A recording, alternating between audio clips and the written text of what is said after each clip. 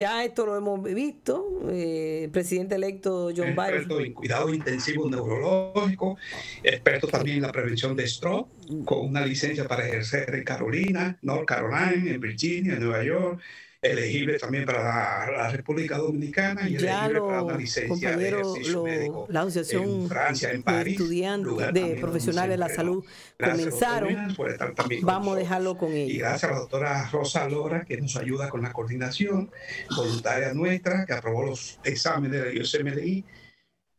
Este programa ya está cumpliendo 9 meses de salida cada miércoles. Un solo miércoles, que fue el miércoles pasado, no se presentó debido a la fiesta de Año Nuevo. Hemos traído muchos invitados. Aquí pueden ver algunos de ellos. Por razones de tiempo no nos vamos a detener. Son neurólogos, neurocirujanos del Perú, de la República Dominicana, de Santiago, nutricionistas, pediatras, ecuatorianos, y también gastroenterólogo, radiólogo, neuroradiólogo, el doctor Eliseo. Vamos a dejarlo entonces nosotros, fundador nuestro, el doctor Silier, con los amigos de la asociación y también la médica Lourdes Alcántara, que están y la doctora ya Medina, comenzando su Reyes. trabajo. Y será mañana que vamos a seguir hablando de lo que ha pasado. Vamos a ver cómo vienen las cosas. Así que dejemos ahí a la Asociación de Profesionales de la Salud hablando sobre lo que está pasando. El doctor Ravelo Astacio. Así que le agradecemos a todos ellos y a algunos que faltan más por poner ahí. Tienen que poner nuestra doctora de Argentina también. Sí, algunas informaciones generales sobre nuestro programa, nuestra asociación, porque están entrando algunos jóvenes que no conocen, no saben lo que hacemos. Estamos certificando a nivel nacional como asistente médico.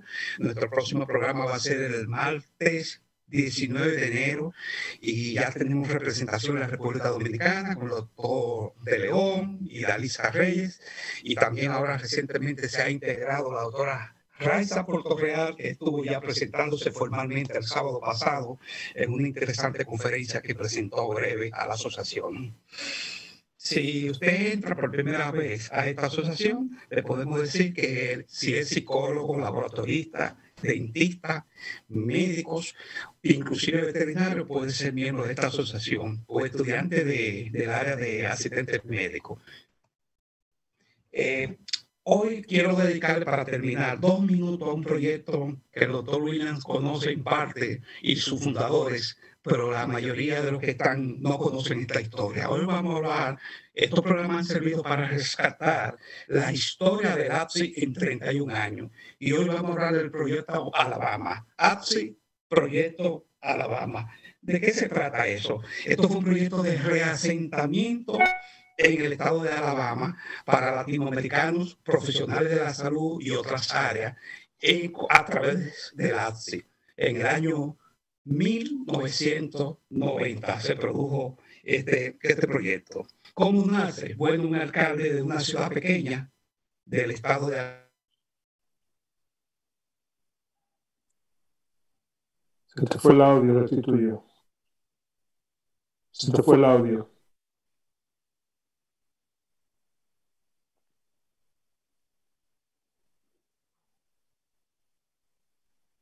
¿Y ahora? Sí, está viendo. Sí.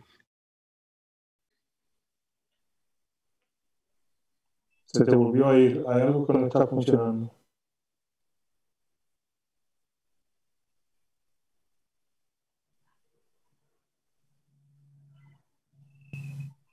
Mientras tanto, yo quiero decirle a Samuel... Un momentito, ya. doctor. Sí, un momentito.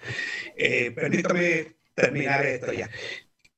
Y Fred Peragüey también nos apoyó, y el gobernador del estado de Alabama, este señor que ustedes ven ahí, Harold Gabe Hume, y también Miguel Lara, licenciado Giovanni Puello, y el empresario José Delio Marte.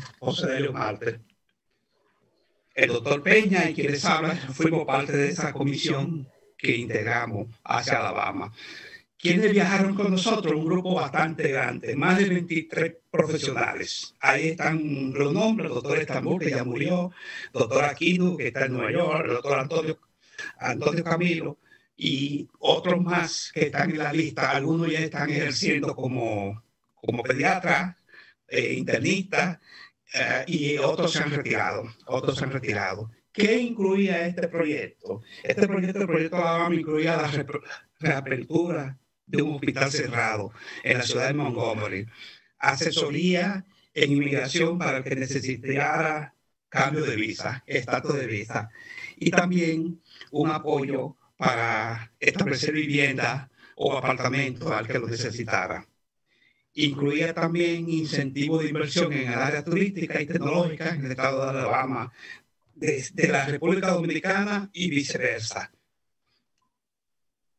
Esto es parte de lo que se recomendaba para turismo y todo esto. Esto es parte de la historia que salieron en el periódico Listín USA de la época, y el título que llamó mucho la atención fue el siguiente: Médicos en masa hacia Whitehall, Alabama.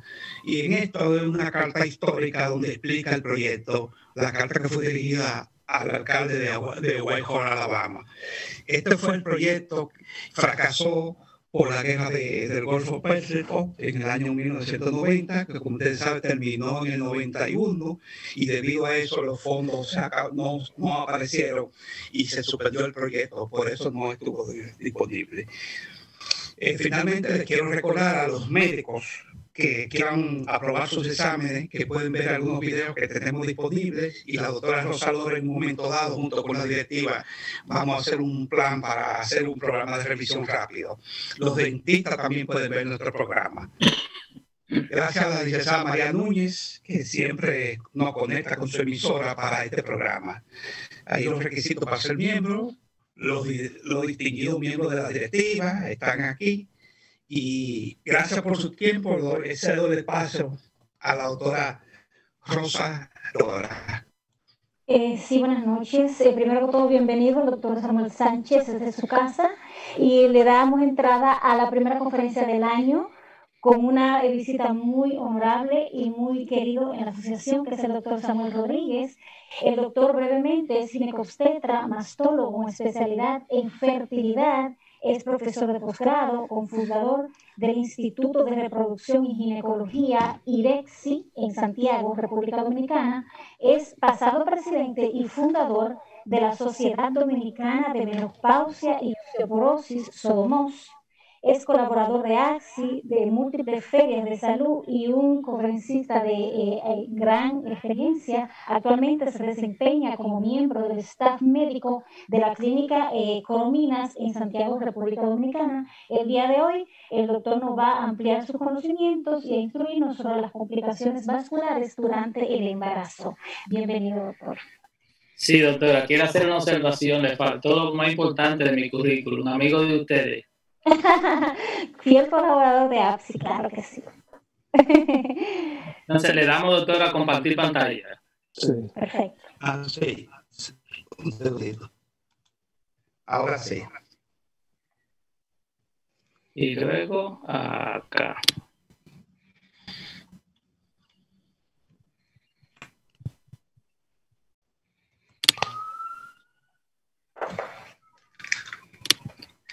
¿Ya ahí se está viendo la presentación? No. Tienes que cerrarla y abrir la presentación antes de compartirla. No lo puedes compartir antes de abrirla. Ok.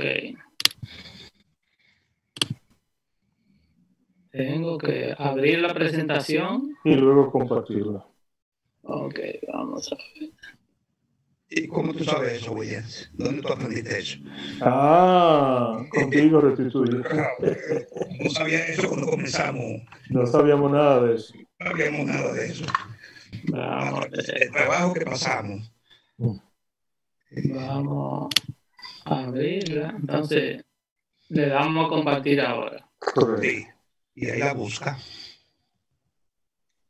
Compartir. Y ahora busco la presentación. Exacto. Te quiero comenzar antes de que te voy a presentar un casito para que comience tu presentación. Sí. Una señora embarazada de 26 años. Perdón, ¿ya se está viendo? Sí, ya se está viendo perfectamente. Comienza tú. Sí, ya se ve. Sí, ya estamos. Dígame, doctor William. embarazada de 26 años, 6 embarazos, 3 miscarriages espontáneos, 2 niños y una preñez de 28 semanas. Historia de epilepsia, hipertensión y fumadora. Trabajando como mecánica de equipo pesado. Fumadora y ya no bebe. Y esa es su historia. Y la presión está bien controlada ahora. La vi hoy. Esa fue el último paciente que vi esta tarde. 28 semanas de embarazo. Sí. Y normotensa.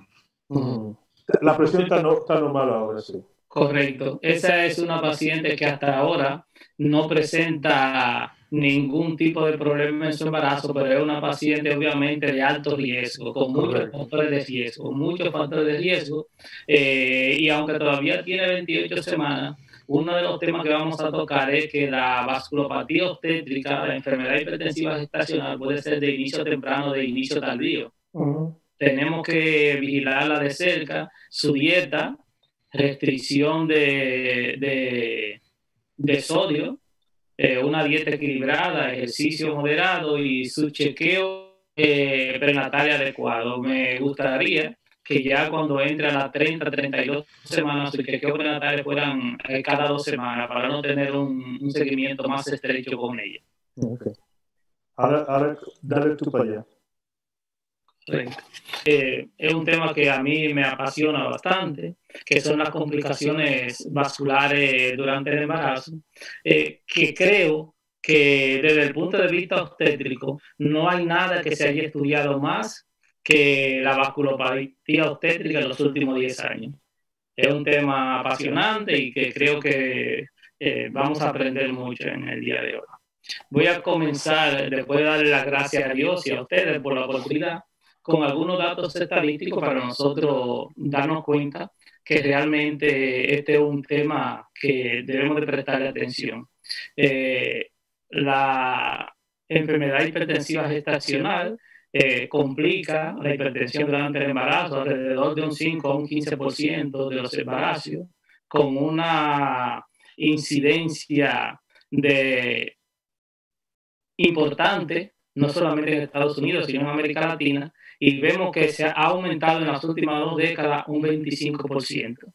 Se fallecen alrededor de 50 a 60 mil mujeres anualmente, y la preeclampsia o enfermedad hipertensiva gestacional no es una enfermedad de una sola causa, es una enfermedad multisistémica de causa desconocida que solamente aparece en el humano y que una complicación grave puede tener muchas repercusiones, serias repercusiones, tanto en la madre como en el feto, que puede aparecer en la segunda mitad del embarazo, pero puede prolongarse hasta 6 semanas después del parto. Hay múltiples clasificaciones, hay múltiples definiciones. Nos acogimos a esta por decidirnos por una, donde se define los trastornos hipertensivos como la presencia de hipertensión inducida por el embarazo con una tensión arterial diastólica mayor de 90 y una sistólica mayor de 140, y en otros casos se diría que hay un aumento de 30 milímetros de mercurio en la presión sistólica y 15 milímetros de mercurio en la presión diastólica. Es importante destacar aquí que la tensión arterial sistólica tiene mucha relevancia y mucha repercusión y se mide desde el punto de vista pronóstico este tipo de presión desde el punto de vista obstétrico para el pronóstico materno-fetal. La presión sistólica ya tenemos que tener mucho cuidado con ella porque se toma en consideración bastante para cualquier evento cerebrovascular.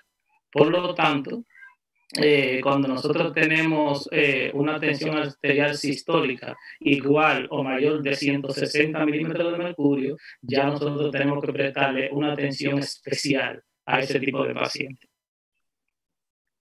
Hay múltiples clasificaciones, la Organización Mundial de la Salud, el Colegio Americano de Ginecólogos Obstetras, la Asociación Europea, la Sociedad Mundial de Hipertensión, y vamos a decidirnos por esta clasificación también de la Organización Mundial de la Salud, donde dice que la hipertensión, los trastornos hipertensivos del embarazo se clasifican en hipertensión crónica pregestacional, que corresponde a una elevación de las cifras tensionales igual o mayor de 140/90, en 2 tomas que deben de realizarse con la paciente sentada en un intervalo de unos 20 minutos varias veces, y que la persona debe de estar con el brazo en ángulo de 45 grados a nivel del corazón, y el manguito debe de dar vuelta 1.5 veces en el brazo. La preeclampsia, que es la presencia de tensión arterial diastólica mayor o igual de 90 o una tensión sistólica mayor o igual de 140, igual en 2 tomas. Dice acá con presencia de proteinuria de mayor o igual de 300 miligramos en 24 horas, pero ya la Organización Mundial de la Salud y el Colegio Americano de Ginecólogos y Obstetras no la consideran como una herramienta muy útil en el diagnóstico de la enfermedad hipertensiva. También tenemos la hipertensión gestacional, que es la presencia de cifras tensionales sistólicas y diastólicas respectivamente, mayores o iguales de 140/90, sin proteinuria, detectada después de las 20 semanas de gestación, la cual aparece luego y puede aparecer también luego de 3 meses en el posparto. Y la preeclampsia sobreimpuesta, que ya una paciente hipertensa conocida, que además de tener una tensión por encima de lo usual para esa persona como hipertensa, las tensiones que manejaba, aparece ya con datos de preeclampsia. También en cuanto a la clasificación, les decía que hay múltiples clasificaciones.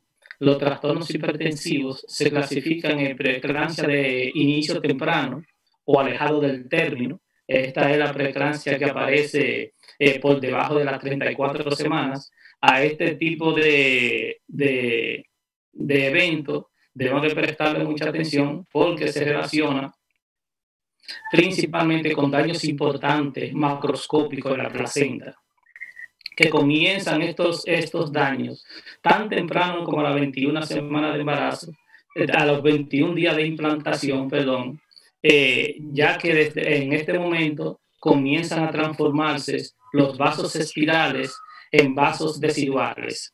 Cuando esta transformación ocurre desde tan temprano, para proteger a la madre y la vasculatura materna de una serie de cambios que hay a nivel de la interfase feto-materna, por una serie de eventos que producen, si no se da esa protección, una serie de eventos bioquímicos donde aparece la producción de sustancias proinflamatoria y antiangiogénica que producen daño en toda la vasculatura materna.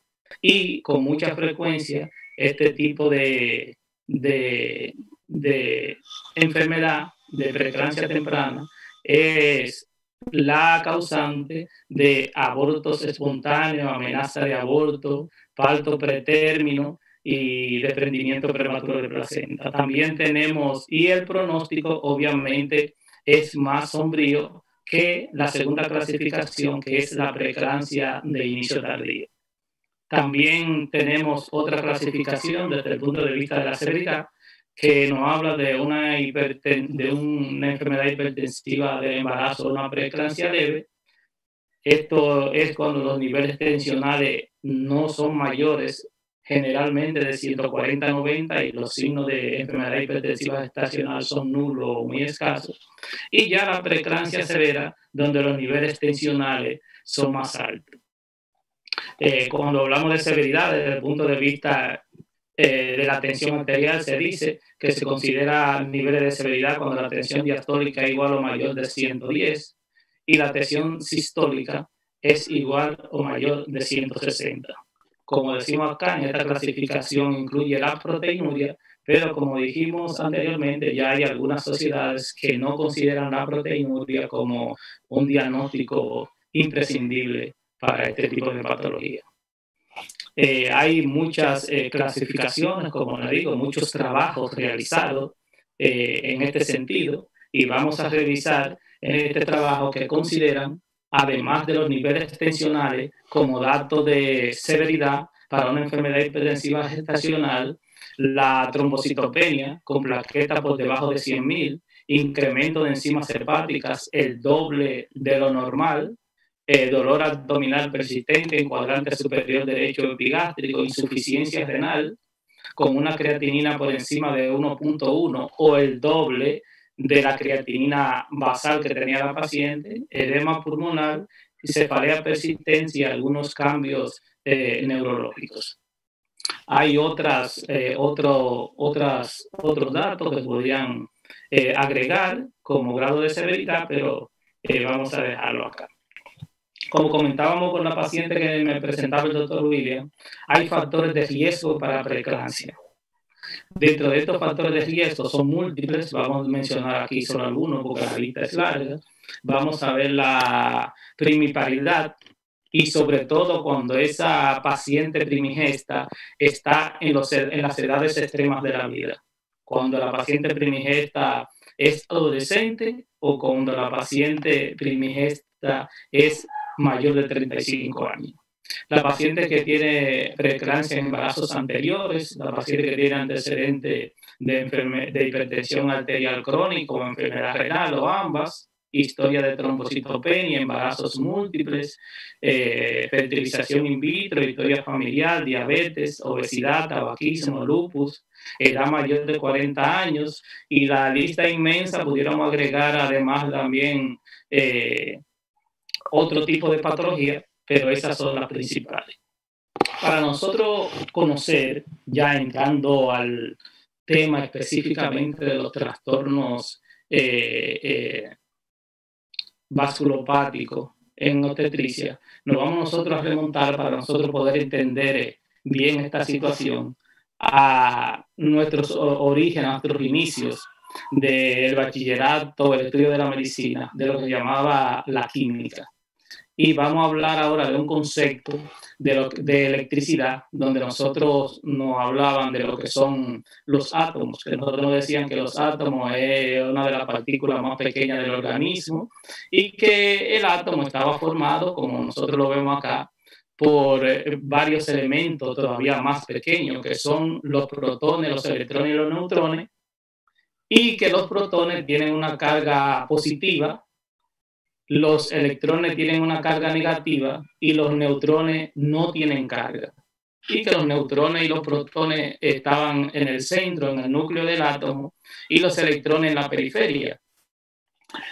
Hago esta reseña porque una de la génesis principal más aceptada de la vasculopatía obstétrica es un vasoespasmo que ocurre generalizado, generalmente provocado por un estrés oxidativo producido por los radicales libres. Entonces nosotros hablamos de estrés oxidativo, que es lo que desencadena esta cascada terrible que nos produce vasculopatía obstétrica, no la entendemos. Pues vamos a entenderla ahora. Este es un átomo normal, donde nosotros vemos los protones, los neutrones en el centro y los electrones, pero cuando por cualquier razón, por inadaptación desde el punto de vista inmunológico, porque la paciente tiene una condición cualquiera, este equilibrio que se mantiene en la célula, en el átomo, se pierde. Y vemos cómo cuando ocurre un estrés oxidativo, cuando se produce el resultado de ese estrés oxidativo son los radicales libres, vemos que en el radical libre se pierde del núcleo de la célula normal un protón. Pero no solamente se pierde un protón, sino que esa alineación que hay, esa atracción que hay entre los elementos intracelulares se pierde.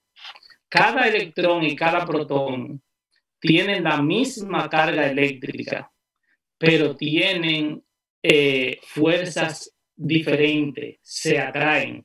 Entonces nosotros vemos cómo se alinea el electrón con el protón, atrayéndose uno con otro en la célula normal, pero resulta que cuando hay un estrés oxidativo y se producen radicales libres, estas células pierden ese alineamiento que tienen, ese equilibrio eléctrico, y esa es la razón por la cual se produce ese estrés oxidativo que nosotros tanto acostumbramos. Pero ¿qué pasa? Que la naturaleza es maravillosa. Y cuando se produce ese estrés oxidativo y se liberan esos radicales libres, hábiles de oxígeno, que pueden, si circulan en la sangre, producir mucho daño, entonces lo que hace la célula del lado es que le cede a esa célula que perdió el protón, le cede uno para que vuelva y permanezca el equilibrio eléctrico intracelular. Entonces se mantiene el organismo tratando de mantener ese equilibrio, que cuando un radical libre se libera, pierde un elemento eléctrico, le ceden otro elemento a la célula del lado para que se mantenga ese equilibrio, ese ambiente isoeléctrico intracelular. Pero ¿qué ocurre? Que por múltiples razones, como hablábamos que la vasculopatía obstétrica tiene múltiples aristas, ese equilibrio se pierde. En la interfase feto-materna aparece un trastorno donde se liberan sustancias antiangiogénicas y proinflamatorias y se liberan radicales libres en cantidad suficiente para comenzar a producir daño a nivel endotelial. Pero ¿qué ocurre?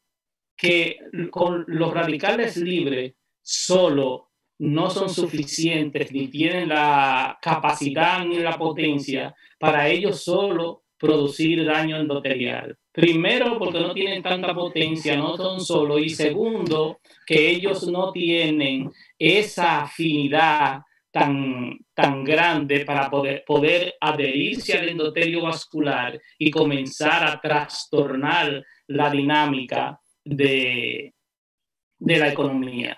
¿Qué hacen entonces los radicales libres?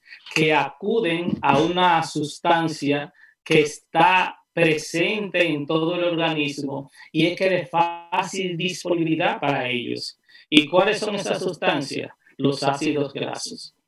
Entonces nosotros vemos que también esa es una de las aristas que hay en la fisiopatología de la enfermedad hipertensiva gestacional, que durante el embarazo normal hay un aumento de la lipoproteína de baja densidad para proteger a los vasos capilares, porque ellos no son tan afín a adherirse a las paredes vasculares, y además de eso, su peso molecular, su densidad, también le dificulta atravesar, permeabilizar la membrana.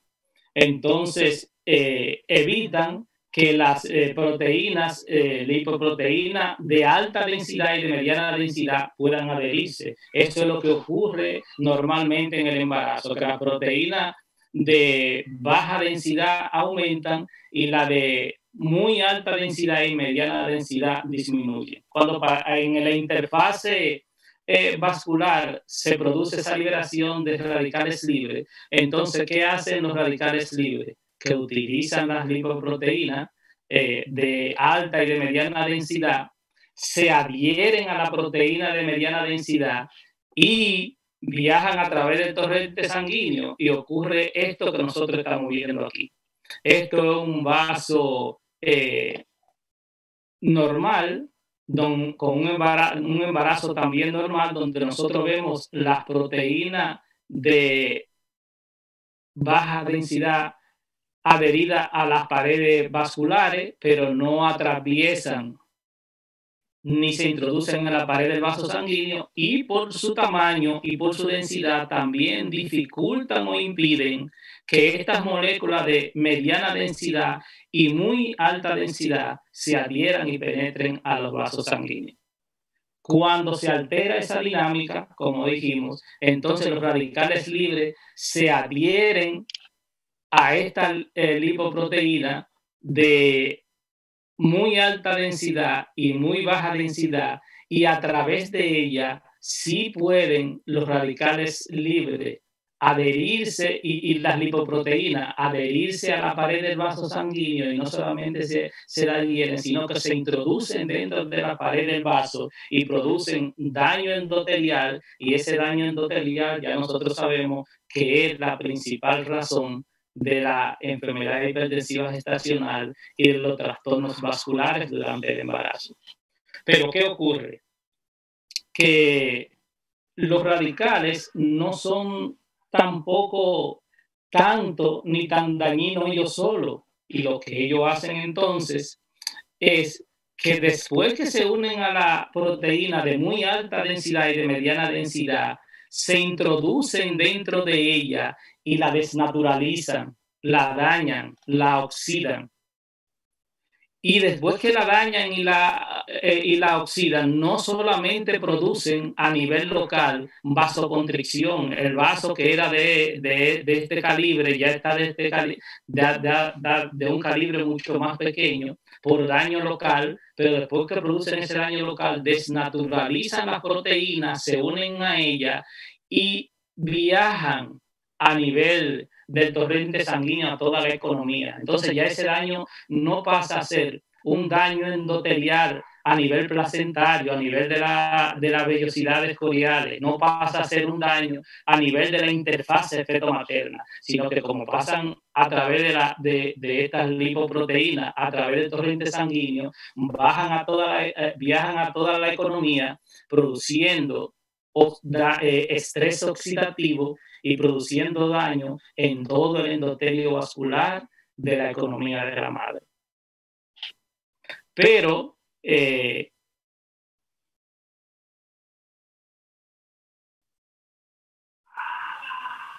¿qué ocurre?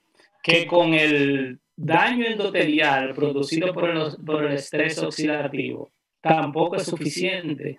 También los estrógenos que se producen a nivel placentario, que se producen a altos niveles durante el embarazo, eso actúa a nivel del hígado, favoreciendo la liberación de ácidos grasos, favoreciendo la liberación de lipoproteínas de alta y de mediana densidad, y que disminuyan la LDL.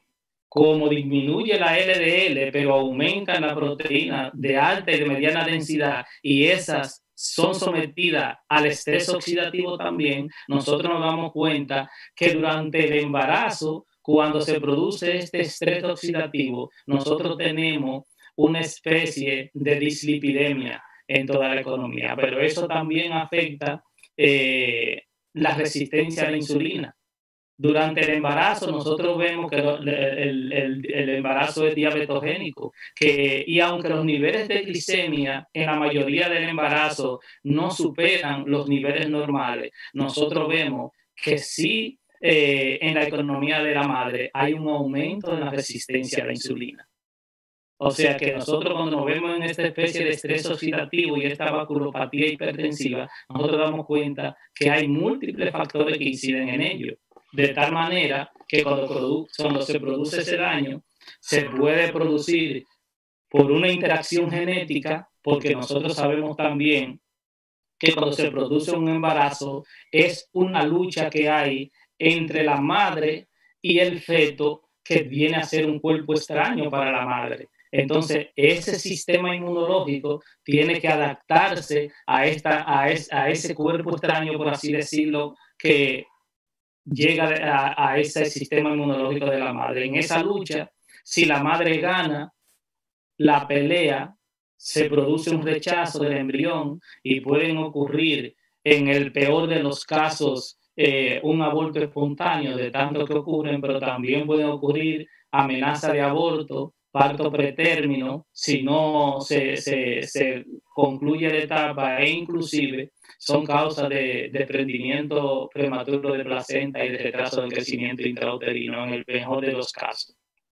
Y si gana la batalla el feto, nosotros sabemos entonces que va a ser un embarazo normal y un feto viable. Entonces, en este tipo de trastorno de vasculopatía obstétrica, también hay un componente genético, puede haber un componente genético, también puede haber mala adaptación inmunológica, que fue lo que acabamos de decir ahora, un desequilibrio entre los radicales libres y el sistema reductor.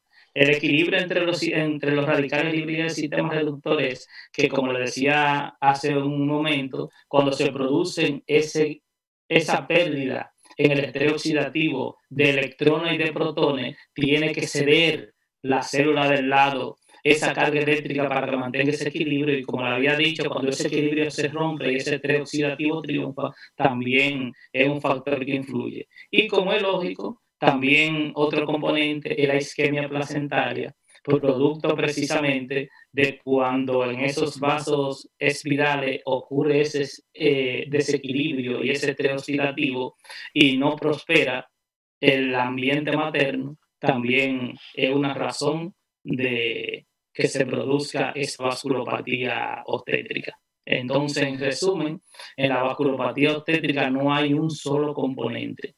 Existen uno de todos esos componentes, pero pueden haber varios componentes también. Y un ejemplo de eso fue precisamente la paciente que el doctor me presentó ahorita, que tiene varios componentes como factores de riesgo.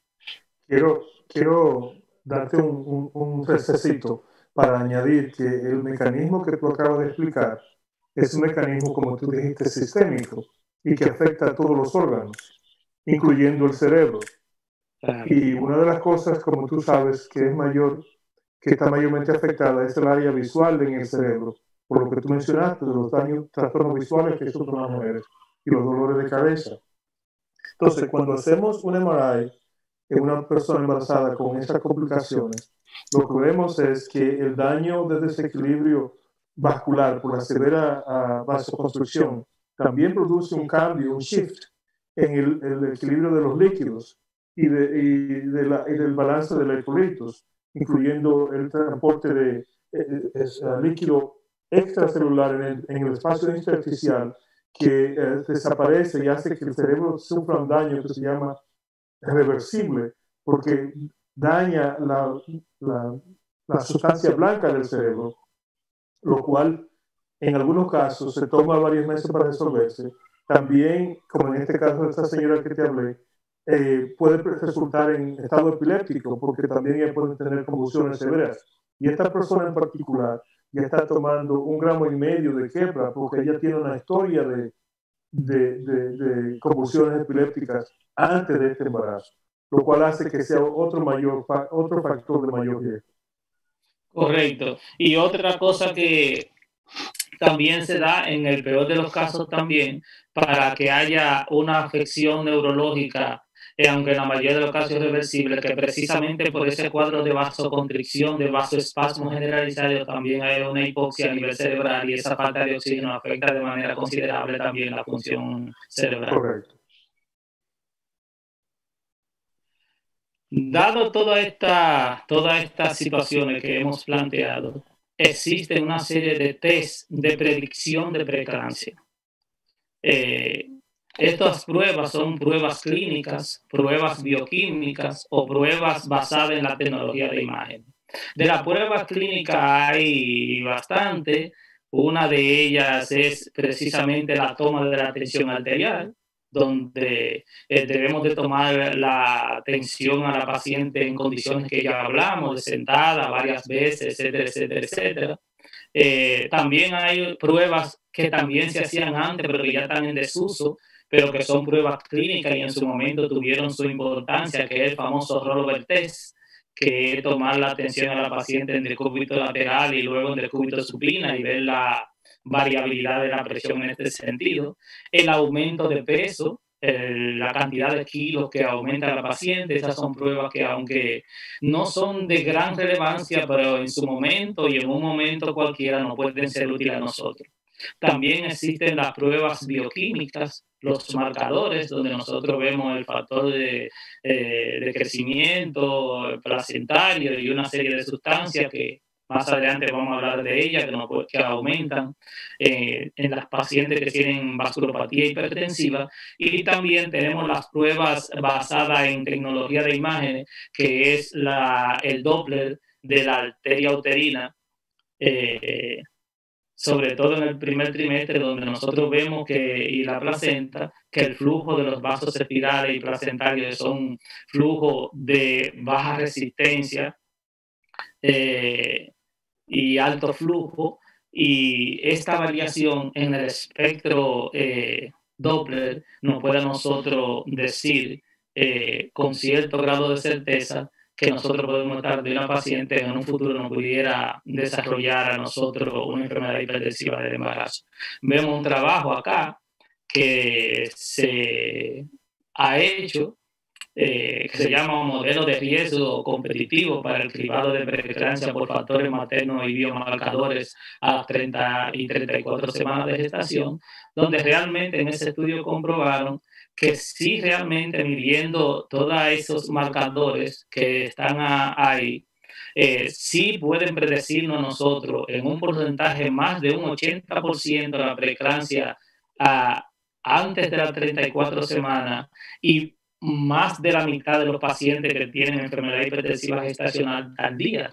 Y que estos parámetros bioquímicos, si nosotros lo unimos a los parámetros clínicos y al espectro Doppler, aumenta su porcentaje de positividad y de especificidad, si lo combinamos todos. Dentro de los factores predictivos que hay para nosotros prevenir la preeclampsia, tenemos estos factores proangiogénicos. La isquemia trofoblástica disminuye la producción de factores proangiogénicos como el factor de crecimiento endotelial y el factor de crecimiento placentario.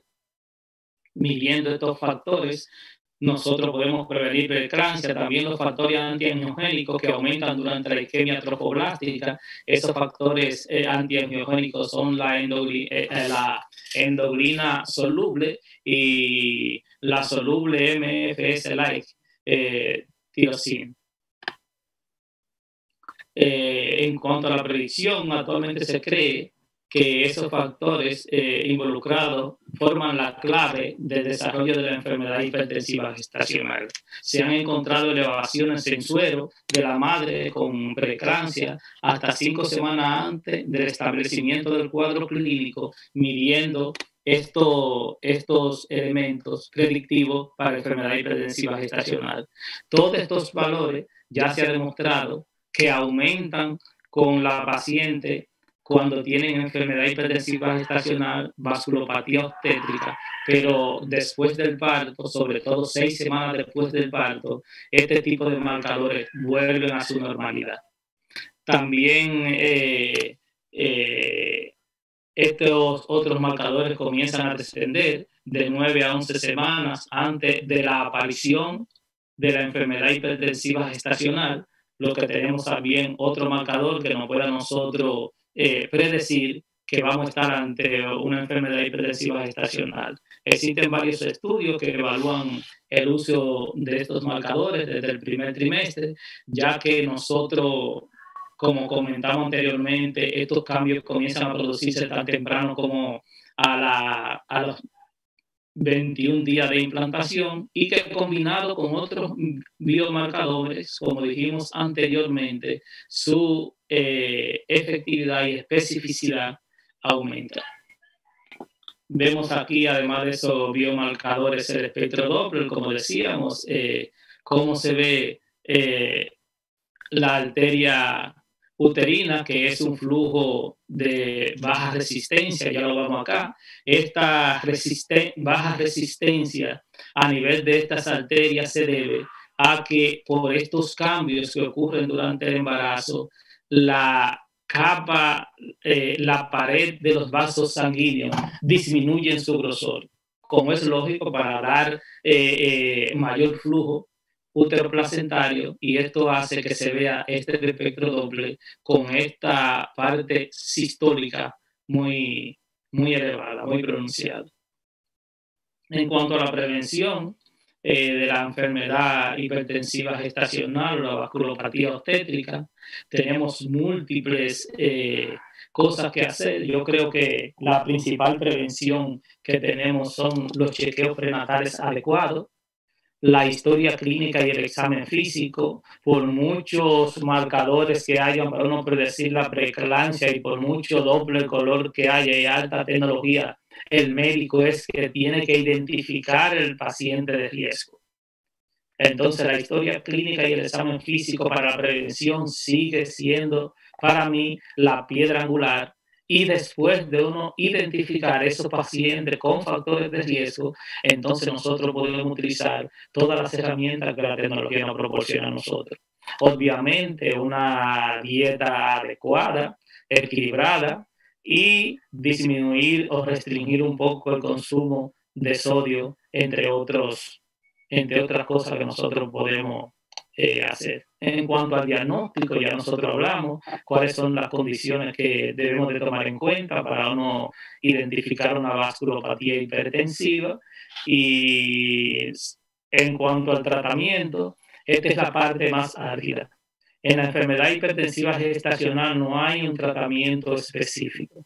Cada paciente es una entidad clínica diferente, no todos los pacientes son multíparas con 6 bebés, no todos los pacientes son epilépticas, hay pacientes que son cardiópatas, hay pacientes que son nefrópatas, pacientes diabéticos, hay pacientes que cuando uno utiliza medicamentos que para nosotros son medicamentos de primera línea, son resistentes al manejo por múltiples razones y tenemos nosotros que cambiar de estrategia. Pero sí, fundamentalmente, desde el punto de vista medicamentoso, se utilizan desde hace mucho tiempo como medicamento antihipertensivo la nifedipina, la hidralazina, la alfametildopa y el labetalol, principalmente. Ya dependiendo de cada caso y dependiendo del comportamiento de la paciente y de cada paciente en particular, pues nosotros pudiéramos cambiar de estrategias hasta uno u otro lado. El gold estándar en el manejo de la vasculopatía hipertensiva, que se ha mantenido por más de 50 años, es sí que para la enfermedad hipertensiva gestacional y para evitar los trastornos convulsivos, nosotros debemos utilizar el sulfato de magnesio a dosis ya establecida, con su respectivo control de líquidos, su respectivo control de signos vitales, pero siempre que llego a este momento, ya hago una aclaración que tenemos muchos marcadores, conocemos de mucha fisiopatología, de muchas herramientas que nosotros tenemos a la mano, pero sin embargo, nosotros no hemos sido capaces de disminuir la morbimortalidad materno-fetal de la enfermedad hipertensiva gestacional. Y los trastornos hipertensivos del embarazo, la vasculopatía obstétrica, sigue siendo una de las principales causas de muerte, no solamente en los países tercermundistas, también en los países desarrollados. Entonces nosotros nos preguntaríamos, ¿y qué pasa entonces? Porque si tenemos tantos marcadores, si sabemos de tanta fisiopatología, si tenemos tanta tecnología, entonces, ¿por qué se nos siguen muriendo las madres? ¿Por qué se nos siguen muriendo los fetos y no hemos logrado disminuir la morbimortalidad? Para mí, la clave está en lo siguiente. Siempre que nosotros tenemos una paciente con una vasculopatía obstétrica, casi siempre, yo diría, pero que casi siempre nosotros damos el manejo adecuado, pero no olvidamos de dos cosas que para mí son fundamentales. Lo primero, y que no cuesta nada, es esa identificación con la paciente, la identificación con el paciente. La paciente con vasculopatía obstétrica es una paciente que además de su estrés oxidativo, tiene un estrés social y personal. Una paciente estresada que debe de estar en un ambiente adecuado, sin ruido, con poca luz o sin ninguna luz. Y sobre todo esa parte humana del personal médico y paramédico. A veces nosotros tenemos una paciente con una patología y tratamos a la paciente de la cama 5 y tratamos a la paciente de la cama 8 y así mismo la paciente se siente como que es la paciente de la cama, y a veces no le decimos ni la paciente, sino que le decimos cama 5, cama 8. Y esa parte afectiva es importante para la paciente, que la paciente sienta que tiene problemas, pero que su problema es problema nuestro. Que nosotros nos sentimos identificados con ella y que ella se sienta cuidada y amada por su médico y por sus familiares, como es lógico. Y lo segundo, que muchas veces nosotros nos descuidamos con el seguimiento. ¿Por qué nos descuidamos con el seguimiento? Muchas veces nosotros administramos sulfato de magnesio y en la mayoría de los casos ni nos damos cuenta que la paciente ya pasó de los 24 gramos y la paciente ya va por 32 gramos y todavía le estamos poniendo sulfato. En muchas ocasiones la paciente está en oliguria y a veces en anuria y nosotros nos descuidamos y la paciente se nos cae insuficiencia renal y muchas veces no nos damos cuenta, incluso en hospitales de enseñanza. Y lo que es peor, muchas veces la paciente no solamente se pasan de la cantidad de sulfato, sino que la paciente ya tiene una intoxicación por sulfato de magnesio y no hemos sido capaces de medir su frecuencia respiratoria y los reflejos patelares a ver si tiene hiporreflexia o tiene algún problema respiratorio. Y esas cosas no cuestan nada.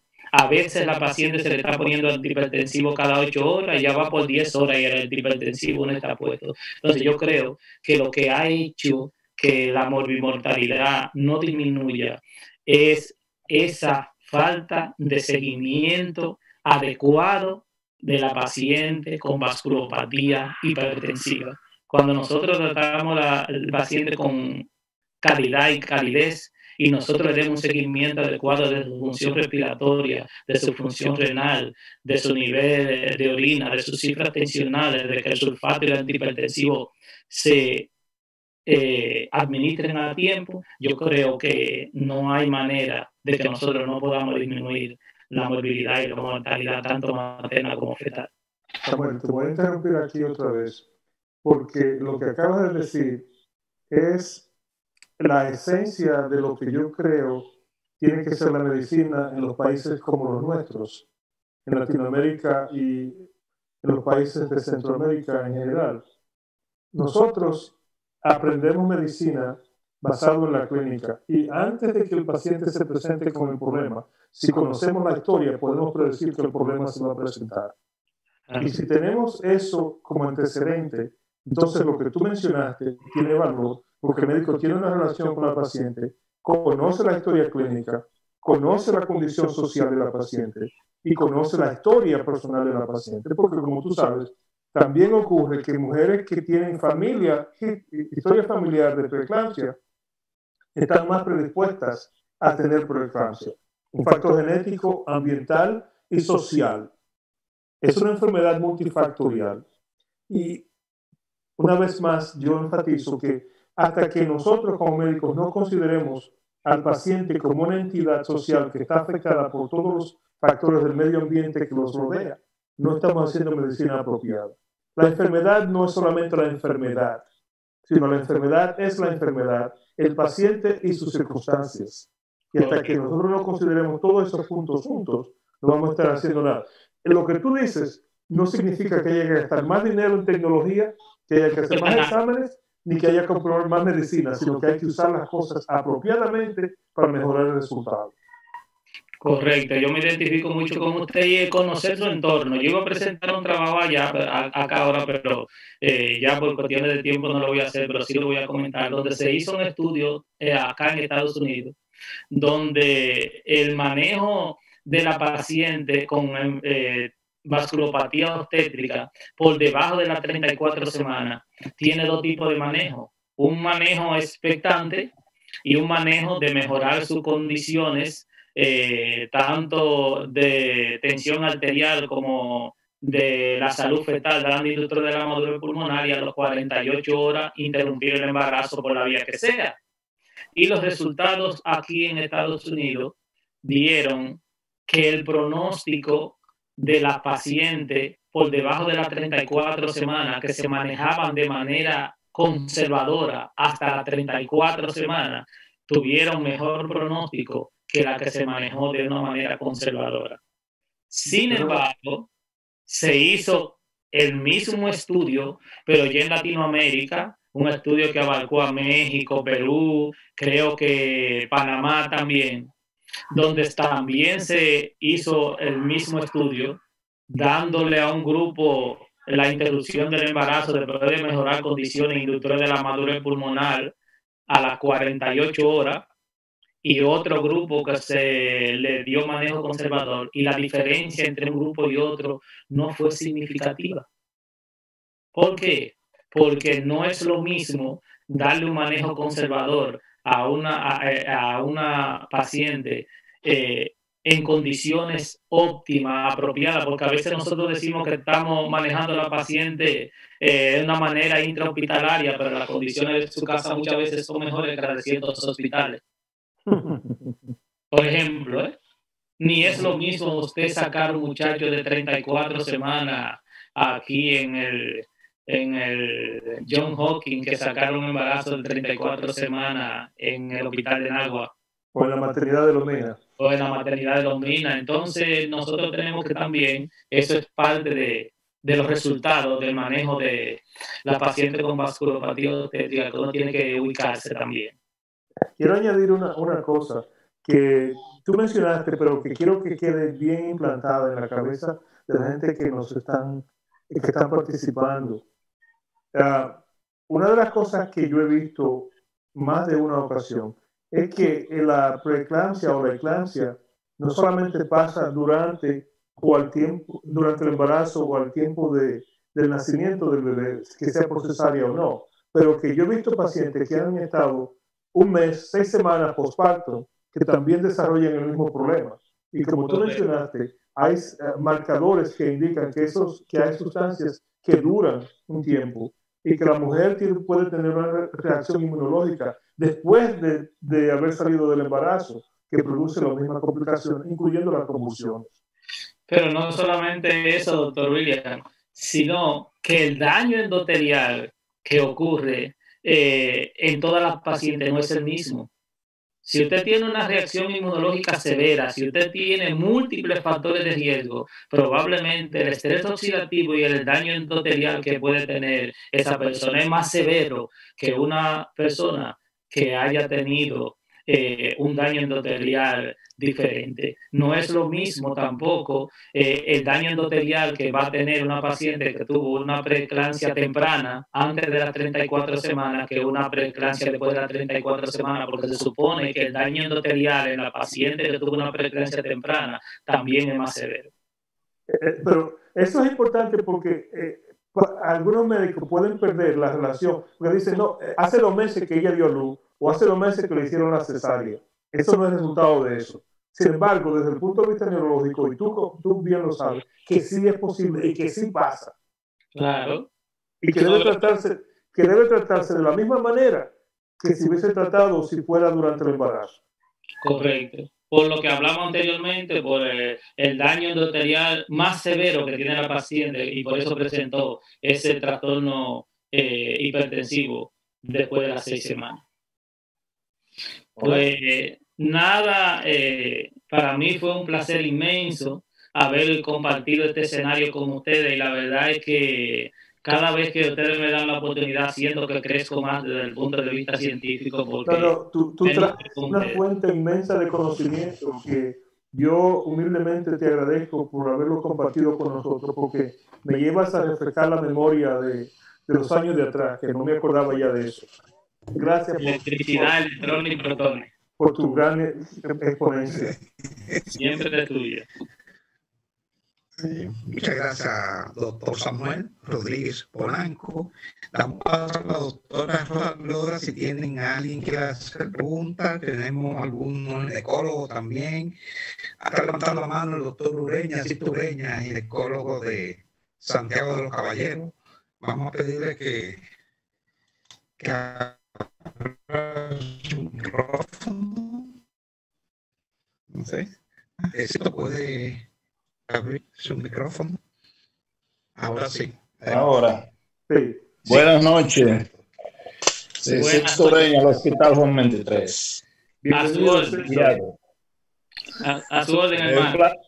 Un placer saludo a todos. Feliz año nuevo que nos había compartido con ustedes este año. Muy buena la exposición del doctor. quería hacerle una pregunta, una observación en cuanto al uso de la aspirina y esas cosas que creo que no se mencionó en la prevención. Correcto. Esa es una excelente pregunta, porque todo, no podemos dejar todo para darle emoción al auditorio. Se ha demostrado definitivamente que se puede usar y se debe usar la aspirina en bajas dosis de entre 75 y 150 miligramos al día antes de acostarse, antes de las 16 semanas. ¿De qué depende que uno utilice 75 o 150? Muchas veces uno dice que eso depende de la persona que lo maneje. Yo digo que no. Se ha demostrado ya que con 75 miligramos diario antes de acostarse a dosis baja se resuelve el problema. Aunque se pueden utilizar 150, pero yo particularmente aplico que uno debe de utilizar la dosis más baja efectiva en el manejo de una entidad clínica. Entonces sí se ha demostrado que para la prevención de preeclampsia hay mejores resultados como preventivo el uso de la aspirina en bajas dosis antes de las 16 semanas. ¿Y eso se hace hasta el final del embarazo? Correcto. Sí, se inicia, generalmente lo ideal iniciará entre 12 y 14 semanas. Exacto, antes de las 16. Exacto. Y la dosis, muy bien, sí, porque en muchos congresos se habla a veces de 150, pero como usted dice, hay que ajustarla dependiendo de la situación. No, y la menor dosis efectiva. Si con 75 efectivo no es necesario utilizar 150.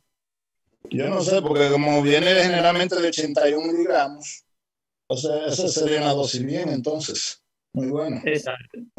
A mí me gusta mucho utilizar la teoría de los farmacólogos de kilo de peso.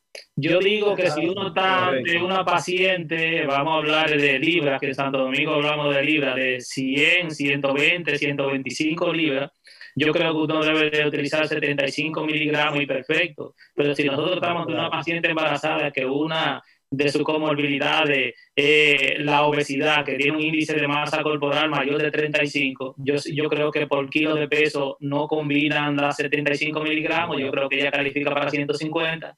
Además de que la paciente obesa tiene mayor estrés oxidativo, mayor masa corporal, más ácidos grasos libres, entonces yo creo que en ese tipo de paciente en sobrepeso con un índice de masa corporal mayor de 35, nosotros pudiéramos jugar a dedicarse 150. Muy bien, sí. Muchas gracias, doctor. A su orden. ¿Alguien más quiere hacer una pregunta al doctor Samuel Rodríguez? ¿Alguna pregunta o comentario? Doctor Williams, no sé si estará afectando que no quieran hacer preguntas o no han entrado tantas personas, pero como ustedes saben, yo quiero, hay una crisis en el mundo. Bueno, pero nosotros seguimos para adelante porque no podemos perdonar. La situación sigue. Hay que darle reconocimiento que no se mencionó. Yo quiero insistir a que la doctora Ana Soto esté reconocida como uno de... Hay alguien levantando la mano también. Ahí creo que está la doctora Alcántara Lourdes. Dale a ella, dale que hable.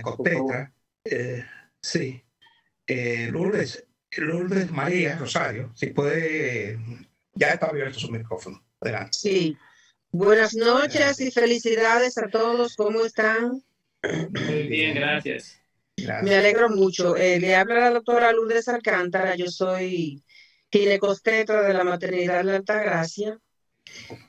Tengo una pregunta y tengo una sugerencia, porque precisamente mi tesis de posgrado la realizamos en base a trastornos hipertensivos del embarazo. Y una de las cosas que nosotros implementamos, porque se hizo un estudio longitudinal donde notamos que la mayoría de los pacientes que desarrollaban estos trastornos eran pacientes que tenían algún tipo de deficiencia vitamínica y además pacientes que tenían algún tipo de estrés familiar, social o de pareja, o que eran personas que tenían un embarazo soltera. Entonces, no se contempla hacer una interconsulta, por ejemplo, con el Departamento de Salud Mental. Valga la redundancia, aquí en Estados Unidos yo me fui por el área de salud mental, por eso hago la sugerencia. Y la otra pregunta que le tengo es si ha aumentado también el síndrome de HELP. La enfermedad hipertensiva gestacional en sentido general ha aumentado. Dice un estudio reciente que ha aumentado más de un 75% la enfermedad hipertensiva gestacional, la vasculopatía obstétrica. El síndrome de HELP, creo, aunque no tengo datos concretos, que ha disminuido, porque aunque la deficiencia en las condiciones de salud sigue prácticamente igual, ya las madres se están atendiendo con más frecuencia y con más efectividad, ya las mujeres tienen acceso más fácil a los sistemas de salud, y independientemente de que a veces las pacientes se nos complican a nosotros en la clínica, generalmente la paciente con síndrome de HELP es porque llegan a las instituciones bien deterioradas y muy avanzado ya su estado, su trastorno hipertensivo del embarazo. Entonces eso ha disminuido porque la verdad es que, aunque todavía estamos deficientes, la calidad de la atención ha mejorado bastante. ¿Qué deficiencia de vitamina ustedes descubrieron que estaba relacionada con esto? Calcio, vitamina A y vitamina B. No la D. B. No, sí, yo pregunto, no la vitamina D. También. Ok. ¿Ustedes usan en Santo Domingo la vitamina prenatales? Sí, se usan. Lo que pasa es que esos son estudios que se hacen en hospitales públicos y ya uno sabe el nivel económico y educacional que tiene ese tipo de pacientes, y generalmente no tienen acceso a ese tipo de cuidado. De cuidado, exacto. Pues gracias, doctora, su observación. Si tiene alguna otra observación o algún aporte. No, gracias a usted y felicidades. Hizo una exposición bien fácil de entender. Gracias, doctora, por participar.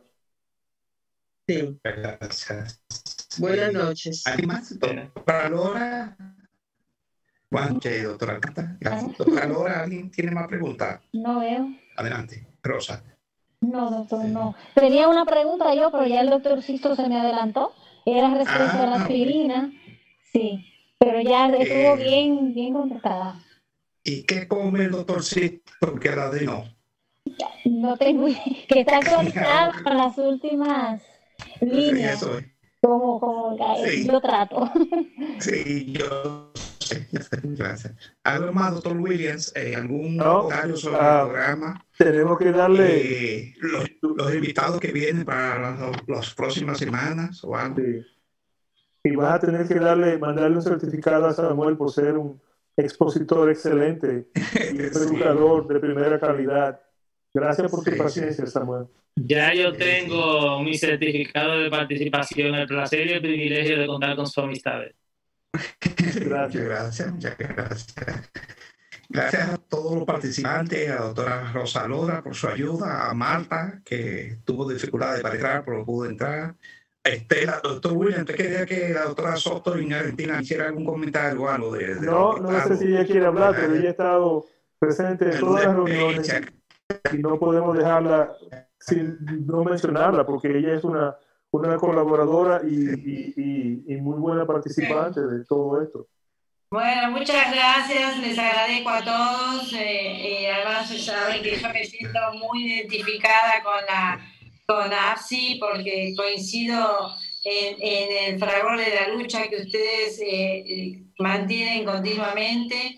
Les deseo un buen año a todos, esperemos que tengamos un año mejor, y en especial esta noche felicitarlo al doctor Rodríguez porque dado mi especialidad es un tema que no abordo hace mucho tiempo, y fue clarísima su explicación y me ayornó en un montón de temas que no lo estaba.